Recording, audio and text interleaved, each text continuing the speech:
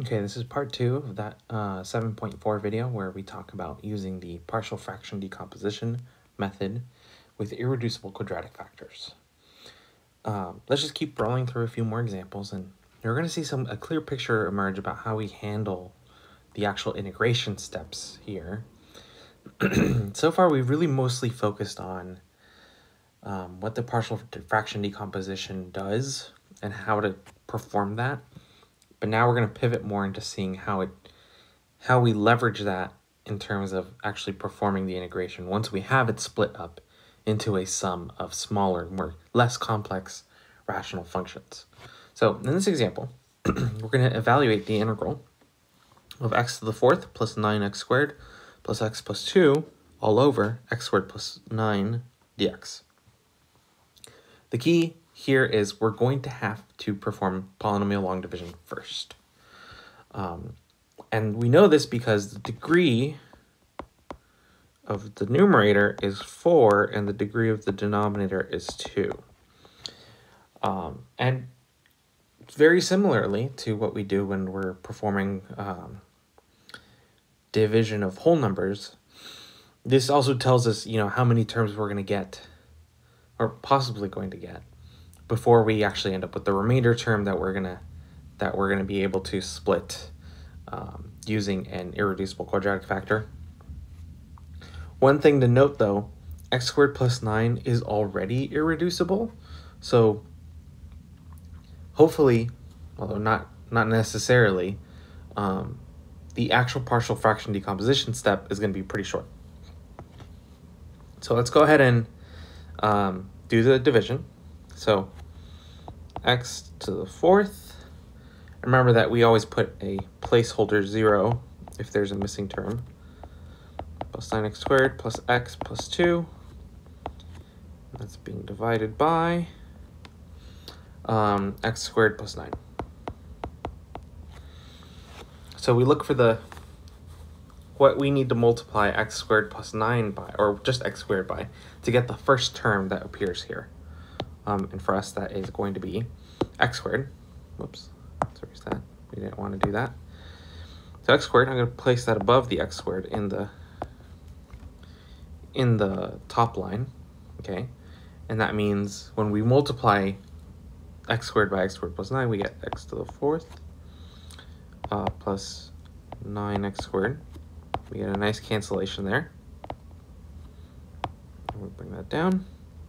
Left with nothing, actually. 0. So we can bring down the plus x plus 2, and notice that has a degree lower than x squared plus 9. So actually, we're done. This is the remainder.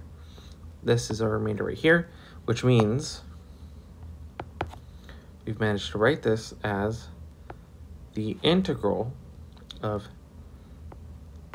x squared plus x plus 2 over x squared plus 9. Neat, huh? Not too bad. Okay. So as I mentioned before, this means that the only rational part we have to really focus on is this second rational function here. The first one is really actually just the polynomial. So x squared, we know how to integrate that. No biggie. But since we have just the one irreducible quadratic factor and the numerator is already linear, we're kind of done. We don't need partial fraction decomposition. No decomp needed. Nice. Okay, so then how do we tackle this? Well, why don't we split that numerator even further? And we'll have the integral of x squared plus x over x squared plus 9 plus 2 over x squared plus 9 dx. And then let's tackle each one separately. So x squared, we know how to handle that. This term right here, if we perform a simple substitution of the denominator, so take the whole denominator, make that u, du becomes 2x dx. So 1/2 du is x dx.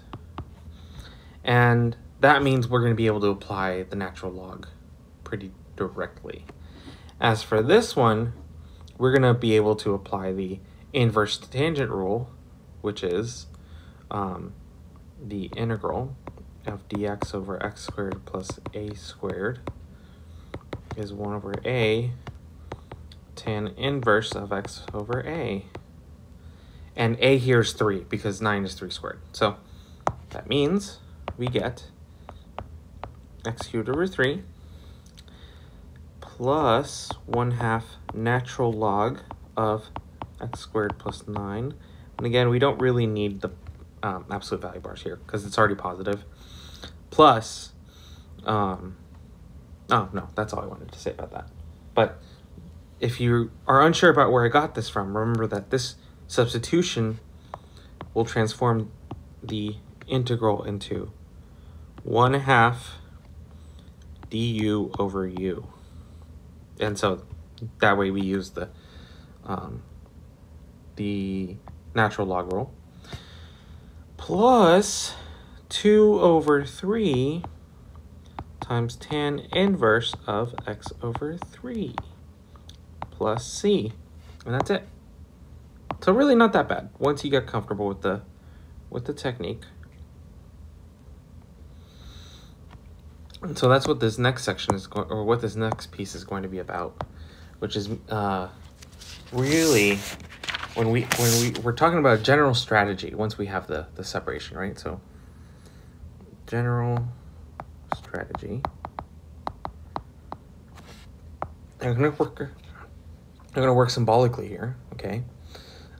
Which is we're going to actually just write this as let's say we have now just that piece where we have c. I guess we can use x. X is no problem. Or no, there's a reason why I picked u here, and that's when we want to write the denominator as a perfect sum of squares. So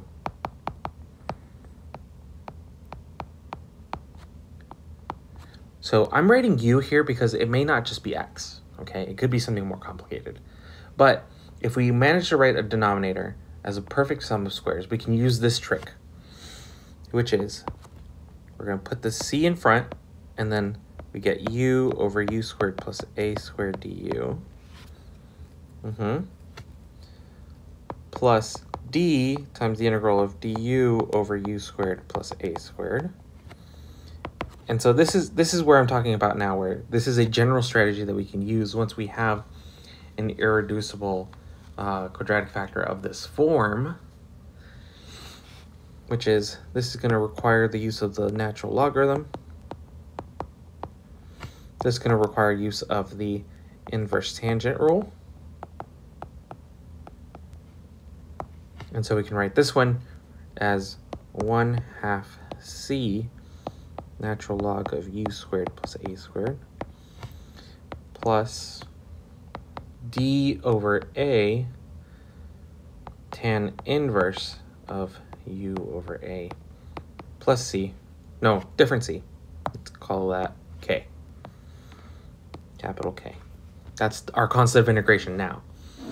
So we end up with these two terms, one of them being a logarithm, one of them being inverse tangent, but they come from the fact that if we split up that numerator, we can use the same strategy that we used twice now. All right, so let's see an example.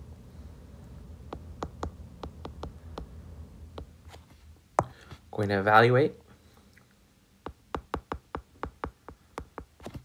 the integral of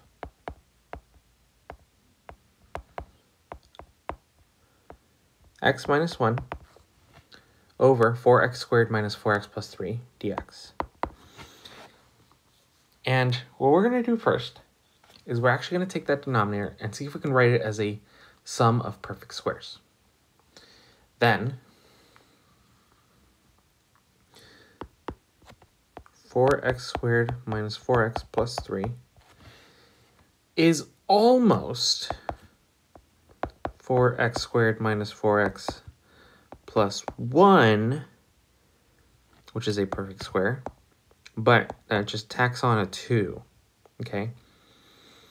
And if you're not comfortable, comparing and seeing what the perfect square should be, just remember, really what we're doing is we're actually literally carrying out the completing the square procedure, okay? So If you're uncomfortable with that, go back, Math 120, completing the square technique. And really it just means take your A and your B and you're going to add C and subtract C based on what A and B are. It's not too complicated. Okay, so then that's what that is. And so this is actually 2x minus 1 squared plus 2.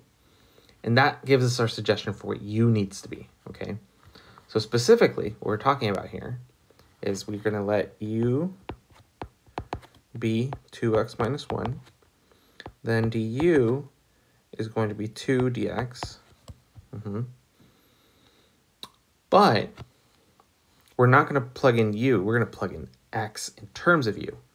So we're actually going to take this equation and going to write it in terms of u. So u equals 2x minus 1. If we want to isolate x, 2x equals u plus 1. X equals 1/2 u plus 1. Now, we plug all that in back into the original statement. So the integral that we started with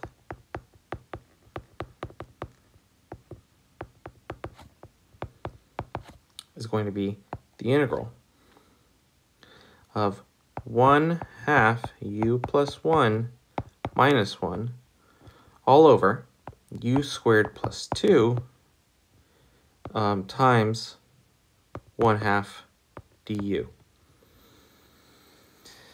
And now, notice that we can pull out that 1/2 on front.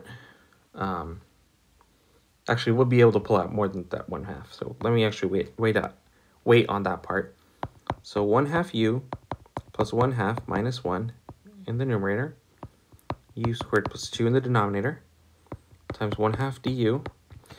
Okay, so now the numerator is going to become 1/2 u minus 1/2 over u squared plus 2 du. Notice we can pull out another 1/2, so that's going to be 1/4 integral of u minus 1 u squared plus 2 du. And now that we have this, now we can exploit the general strategy that we outlined above, which is to say, split it into two rationals. One of them, you'll be able to apply the natural logarithm antiderivative. The other one, you'll invoke inverse tangent. So it's going to be 1/4 the integral of u over u squared plus 2 du minus 1/4 integral of du over u squared plus 2. So the first one, so it's going to be 1/4 ln, or sorry, you have to pull out another 1/2, so 1/8 ln of u squared plus 2. Again, the absolute value bars aren't necessary here, but why not? Minus 1 over u, sorry, not 1 over u, 1 over 4 times, well, okay. We're going to need to multiply by 1 over root 2, so we're just going to stack those together. 1 over 4 root 2 tan inverse of u over root 2 plus c. And then remember, u wasn't actually our original variable. It was 2x minus 1, so go ahead and replace that back too. So 1/8 natural log of 2x minus 1 squared plus 2 minus 1 over 4 root 2 tan inverse of 2x minus 1 over root 2 plus c. And that should be it. That's the integral. Hopefully that doesn't cut it off too bad. Okay. So our very last video in this sequence is going to talk about repeated quadratic factors, which, as you might expect, isn't too dissimilar from the techniques that we've already talked about.